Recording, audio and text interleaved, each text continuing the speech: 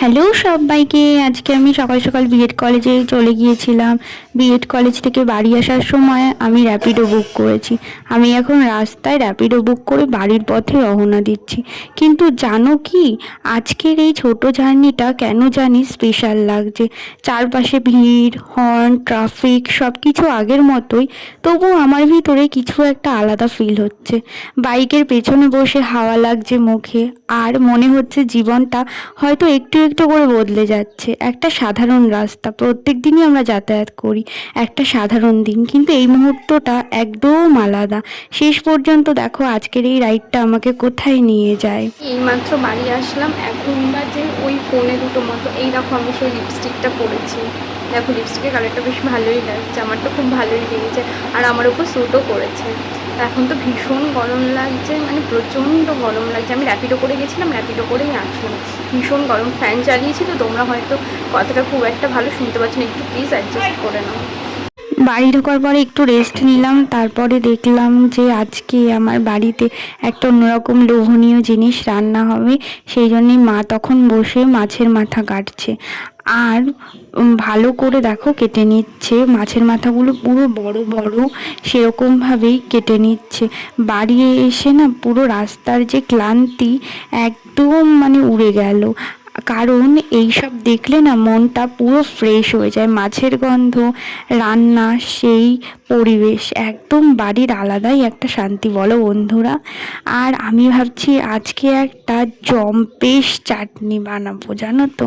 তো তোমরা ভিডিওটা দেখতে থাকো যে কী চাটনি বানাবো, আমি তোমাদের একটু পরেই দেখাবো। তো তোমরা পুরো ভিডিওটা স্কিপ না করেই দেখতে থাকো।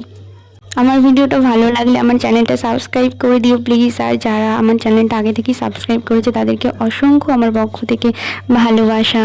তোমরা এভাবেই আমার পাশে থেকো। আর মা এখন চিংড়ি মাছ এনেছিল, চিংড়ি মাছ বেছে নিচ্ছে।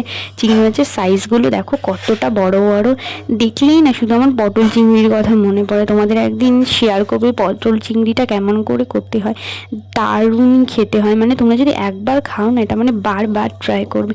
তোমরা আমার বার্থডের ব্লগে মেবি দেখেওছে যে পটল চিংড়ি রেসিপিটা ছিল, কিন্তু কিভাবে তৈরি হয় সেটা তোমাদের দেখাইনি। কিন্তু খুব তাড়াতাড়ি তোমাদের সাথে ওই ভিডিওটা আমি শেয়ার করব। আমার তো চিংড়ি মাছগুলো দেখে এখনই লোভ লাগছে। তো এখন শুরু হচ্ছে আজকের সব থেকে মজার পার্ট, আমের চাটনি বানাবো। এই গরমে টক মিষ্টি আমের চাটনি না হলে কি চলে বলো বন্ধুরা। প্রথমে কাঁচা আমগুলো কেটে নেওয়ার পর তারপরে সুন্দর করে সেদ্ধ করে নেওয়া হচ্ছে। এগুলো জানো তো আমাদের গাছের আম। গতকাল যে ঝড় হয়েছিল, তো সেখান থেকে আমাদের গাছ থেকে না আম 10-12টা পড়ে গেছিলো। তো সেটাই হলো গিয়ে আজকে আমের চাটনি করে নেওয়া হচ্ছে। প্রথমেই একটুখানি তেলের মধ্যে ফোড়ন দেওয়া হলে শুকনো লঙ্কা আর একটুখানি সর্ষে। এই সময় যে গন্ধটা বের হয় না, একদম লোভনীয়। এবার আমগুলো দিয়ে দিলাম, একটুখানি ভালো করে নাড়াচাড়া করবো, একটুখানি নাড়াচাড়া দিয়ে নেব। তারপর সেদ্ধ করেই তো নিয়েছি, তাই জন্য সেদ্ধ করার আর কোনো ব্যাপার নেই। এরপর নুন হলুদ দিয়ে দেওয়া হলো, দিয়ে দেওয়ার পর এরপর নাড়াচাড়া দিয়ে নিচ্ছি। এবার না একটুখানি ঢেকে রাখবো। সাথে সাথেই না চিনি তোমরা দেবে না, চিনি দিলে কি বলো তো আর হবে না। তারপর একটুখানি নাড়াচাড়া দেওয়ার পর গলে যাওয়ার পর তারপর একটুখানি তোমরা স্বাদ মতো চিনি দিয়ে দেবে। এই আমতে আমার যে কতটা চিনি দিতে হয়েছে সেটা আমিই শুধুমাত্র জানি, অনেক চিনি দিতে হয়েছে। আমার ভালোই লাগে কিন্তু আমের চাটনিটা, দারুণ লাগে আমার। দেখো দেখতে দেখতে রঙটা এত সুন্দর হয়ে গেল না, আর সেই মিষ্টি টক গন্ধ, উফ। শেষে একটু ঠান্ডা হলে রেডি, একদম পারফেক্ট আমের চাটনি।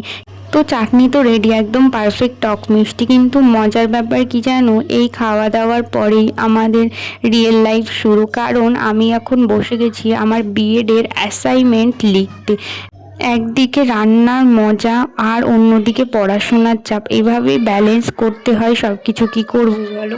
খাতাটা খুলেই বসেছি, মাথায় হঠাৎ চিন্তা, কি লিখবো, কিভাবে লিখবো। কিন্তু ধীরে ধীরে শুরু করতেই সব কিছু একটু একটু করে সহজ হয়ে গেল, জানো তো বন্ধুরা। এটাই হয়তো লাইফ, কখনো রান্না, কখনো পড়াশুনো, সব মিলিয়ে নিজের মতো করে এগিয়ে চলা। চলো দেখি আজকের অ্যাসাইনমেন্টটা শেষ করতে পারি কি না। শুরুতেই জানো বন্ধু একটু অলস লাগছিল, কিন্তু একবার লেখা শুরু করতে মনে হচ্ছে কি হ্যাঁ আমি এটা পারবোই, আমাকে পারতেই হবে। চারপাশে শান্ত পরিবেশ, পেনের শব্দ আর নিজের ফোকাস, এই সব মুহূর্তগুলোই না হয়তো আমার ভবিষ্যতের গল্প তৈরি করছে।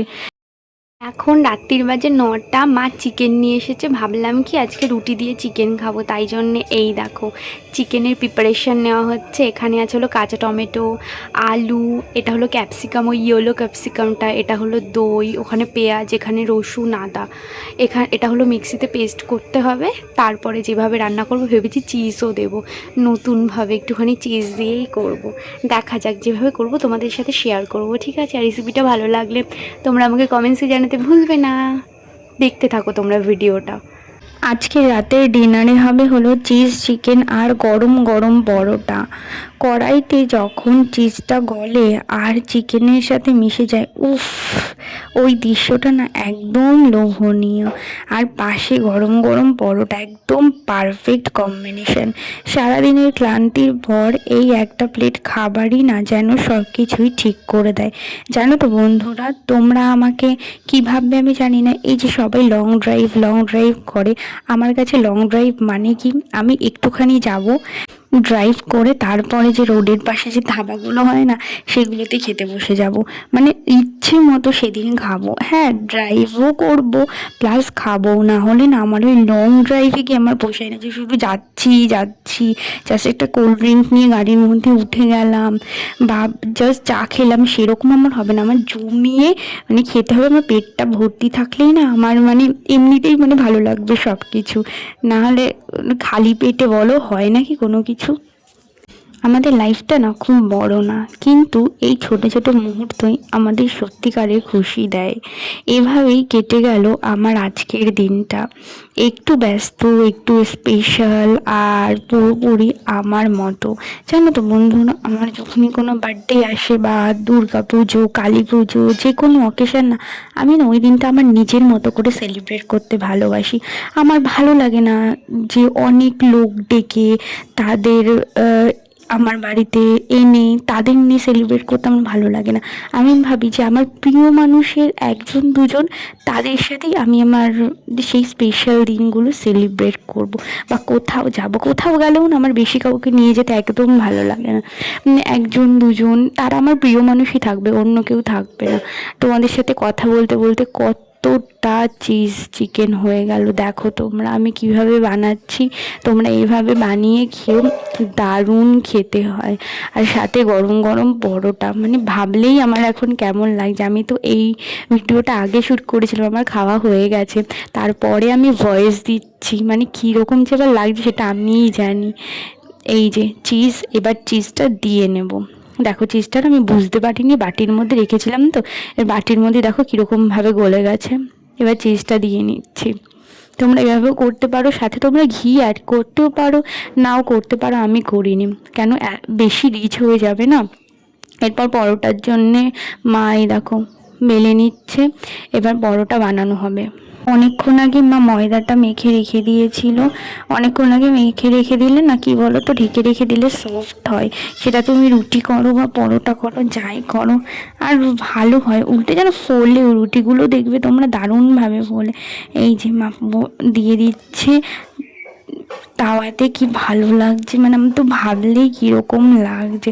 এবার উল্টো পাল্টা করে সোনালি করে ভেজে নিতে হবে, ভেজে নিলেই একদম পারফেক্ট ক্রিস্পি পরোটা আমাদের রেডি হয়ে যাবে।